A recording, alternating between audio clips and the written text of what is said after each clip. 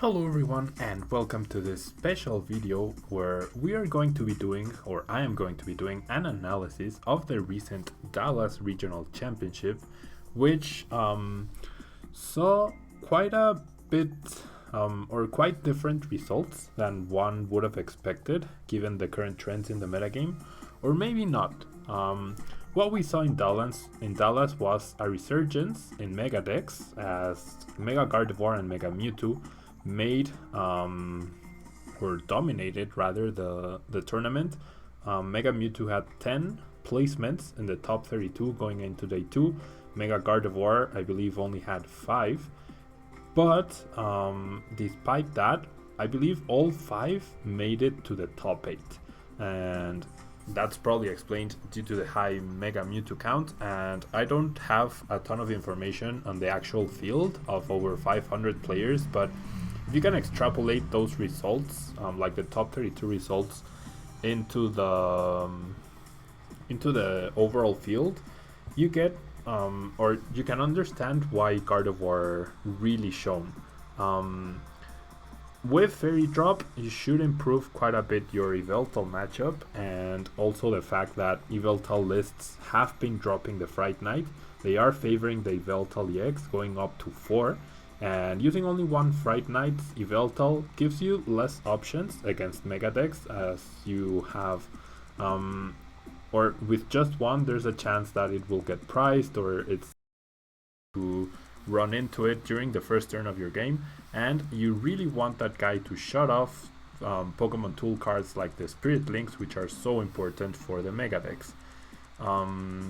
So that's one reason, the fact that Mega Gardevoir resists dark typing, Yveltal lists were running less Fright Knight Yveltals, and the fact that they were now running up to 3 Fairy Drop, which we did see Sander Pero use in order to take down the tournament. And then we have Mega Mewtwo, which had quite a big presence, and both the regular standard list, which is ultimately the one that did the best out of all the competition, but we also had a very interesting Mega Mewtwo with Fairy Energy concept in order to abuse those Fairy Drops. So as you can see, Fairy Drop was the popular card at the tournament, and it's because Yveltal had been dominating for so long that people just decided to straight up counter it, and that led to another kind of surprise rogue deck, which I did present on Monday in the channel. We did see Cernia's Break make an appearance with 4 max elixirs with experience shares, and with a cute combo of Regirock and Snorlax GX. We actually saw our first GX attack ever on stream, Pulverizing Pancake. So a lot of Yveltal hate, a lot of Yveltal presence, I'm guessing, and that's what allowed Mega Gardevoir to shine. Greninja, of course, did take two spots in the top 8, as you will see right now as I present the results. These are the results of the top 8. Sander got first place with Mega Gardevoir, and the list I will show you in a little bit. Then Igor Costa made another good showing. I believe he's only played 2 regionals, and he's made top 8 and the final in both of them, so that's pretty impressive. He played pretty much the exact same Mega Mewtwo list as he did back in Orlando, and he actually beat a Mega Gardevoir in top 4, so everyone was actually very, very surprised by that, and he piloted the deck really well. But his list was the standard list with Psychic Energies in order to use Shrine of Memories and use Damage Change. And he also only ran a 2-1 Garbodor line, which is very interesting.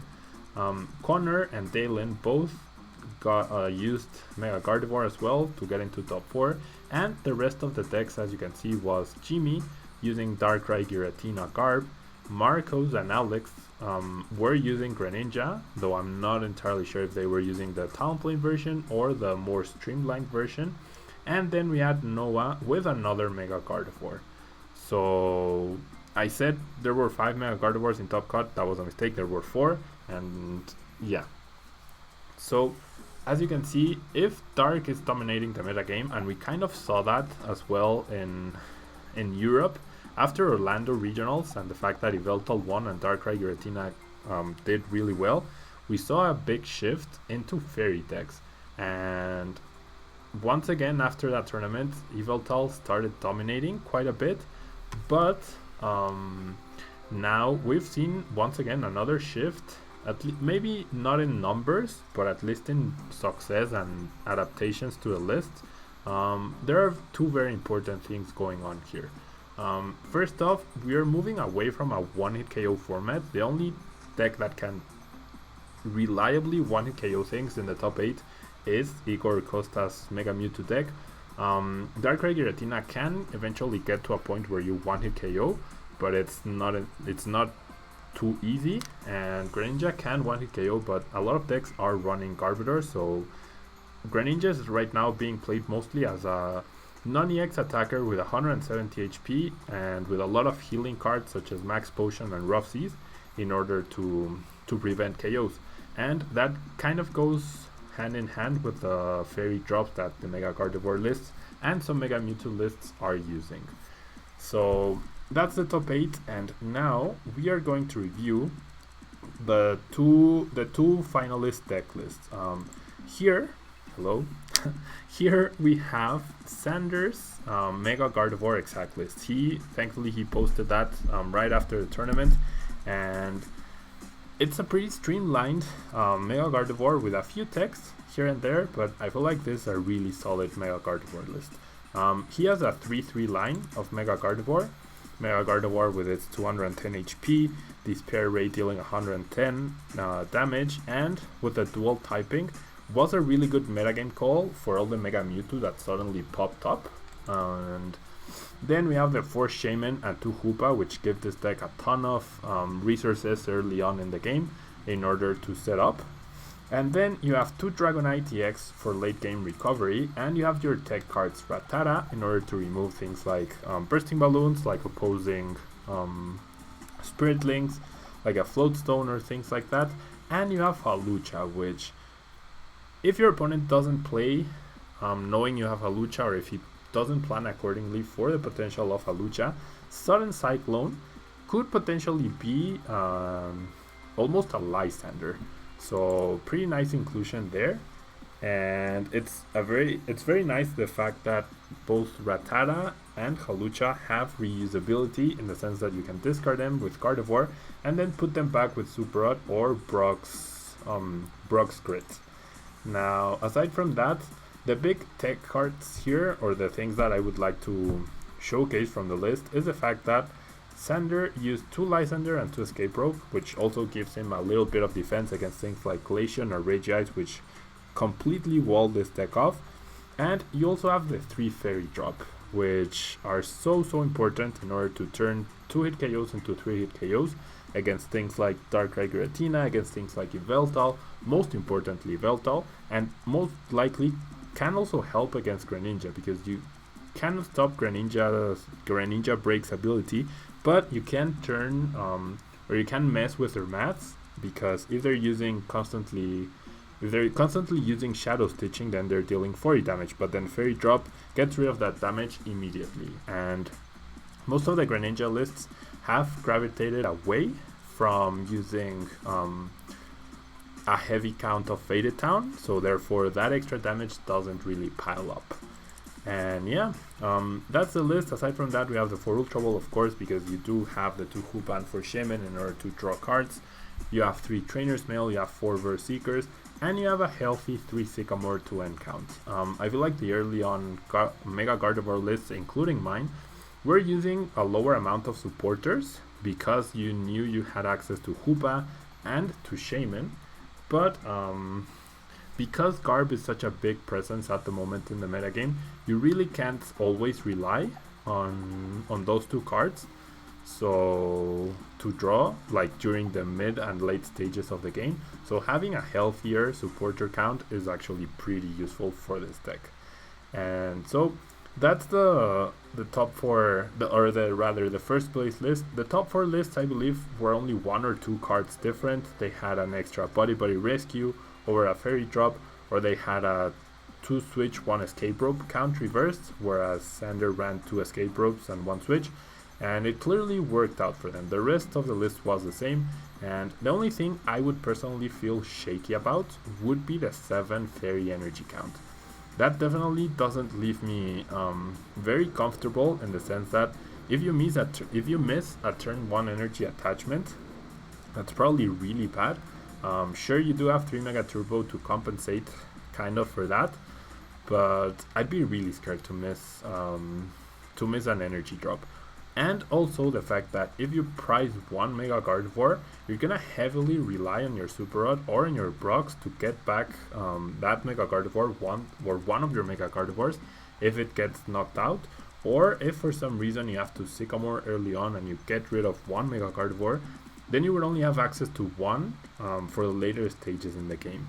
So that's something those two things are the buts, if you will, that I would say about Sanders' deck, but it obviously worked. He won the regional, and huge congratulations to him. And now let's review Igor Costa's list for Mega Mewtwo, which personally I absolutely love this list because of its simplicity. It's straightforward. I don't know, it's consistent. Like, to me it's a little bit opposite of the Mega Gardevoir list, where it doesn't run any big tech cards.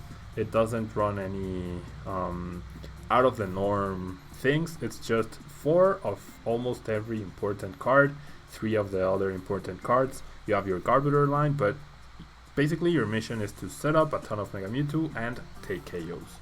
So this is what Igor Costa used, and he actually beat a Mega Gardevoir, as I mentioned, in top 4. So that was really impressive. Unfortunately, I don't think that match was streamed because people just assumed Igor would lose, but he actually pulled the the upset right there. So I'm sure all of you know pretty much by now what Mega Mewtwo does. Psychic Infinity deals 10 damage plus 30 more for every energy attached to both Mega Mewtwo and the opposing active Pokemon. Pretty good attack, pretty good. EX definitely has a bad matchup against Mega Gardevoir due to the psychic weakness and the fact that you need 5 energy on Mega Mewtwo in order to one-hit KO a single Mega Gardevoir.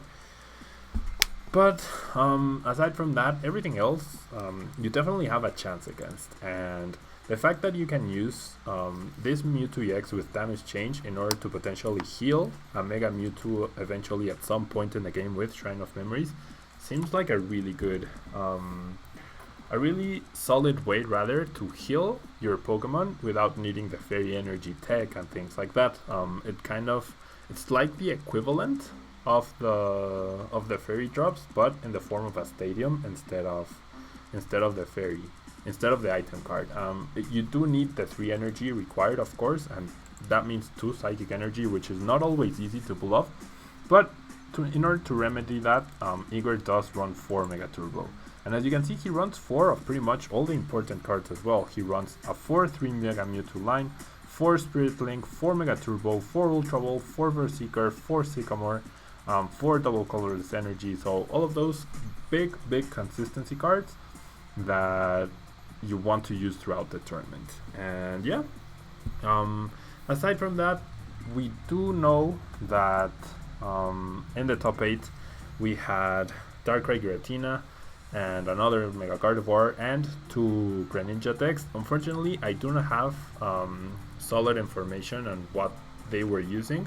I'm pretty sure they were very standard lists, especially the Darkrai Giratina. I know it had Salamence EX, but it was nothing else too special about it.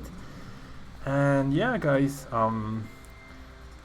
Dallas was very interesting. It definitely upset a lot of people's predictions in terms of metagame reads, metagame development, and the next regionals, which will be Athens in Georgia, which I will be attending. It's gonna be very interesting because Yveltal was a very clear best deck in the format, but then it was so clear that it was the best deck that it got completely hated out of the top 8 of Dallas, and I believe there were only 3 or 4 that made it to day 2. and I don't know the exact numbers, but I'm gonna guess there were a ton of Yveltal players. At least 10% of the field was probably Yveltal. So I don't know. I generally don't know what to expect at Athens, and there's a balance between playing something you're comfortable with, playing something that you think will counter the metagame properly, and just hitting the right matchups as well, because moving on from Dallas, you see Mega Gardevoir, and the Megas dominate rather. So maybe you shift to Mega Scizor or to Mega Rayquaza, but then do you want to take a not so good matchup against Yveltal, which was deemed the best deck in the format and was probably very popular at Dallas? So you have to consider all those kind of things when you're going into a tournament. If you really want to make like day 2 and top 8, you want to go all the way through, you really need to consider all those options, and therefore either take your list for that or make the right metagame call. There's also the fact that you want a consistent list which won't break every other round, so that's pretty important to have. And yeah, guys, I don't know what else to tell you. I have no idea what I'm going to be using at Athens Regional. I wish I knew, but I don't. And yeah, I hope we keep seeing like this roguish decks pop up, because in London we had the Houndoom, at Dallas we had the Cernia's Break, Regirock deck, which was pretty interesting. And I'm sure there are still a few surprises left in the metagame before before the new set with Sun and Moon cards rolls around and we finally get a ton more GX Pokemon, and we'll see how those affect the metagame. But for now, it seems like Megas are back in the scene. Yveltal did take a backseat in this regional, so it'll be interesting to see. I mean, there's gonna be a lot of Yveltal players at Athens, Georgia as well, but will they go back to the 2 Fright Night Yveltal count? Will they increase it to 3? And how will Greninjas adapt? Will they go back to Faded Town? Volcanion is just Volcanion, and it's consistent, and there's not much adaptation it can do. But it should be very interesting to see how this regional affects the Athens regional, which is going to happen in, I don't know, 10 days from when you're watching this. And yeah, we've seen pretty immediate responses in the metagame, I think, from the current not from the current list, but from the current results. Like, you'll see a result on one weekend, and then you will see an immediate response at the next regional, or, be it international or in the United States. And yeah, guys, that's my roundup, I guess, on the Dallas regional. I hope you guys enjoyed it and found something interesting, or you can take something from this video in order to use for your testing or for your metagame analysis or whatever. And I hope to see you guys on Friday for TCG Pokédex. And that will be all from me today, guys. Thank you so much for watching. Please leave a like on the video if you enjoyed it, or a dislike if you didn't. And any constructive feedback or criticism is always welcome. Thank you so much, guys, and I will see you next time. Bye bye.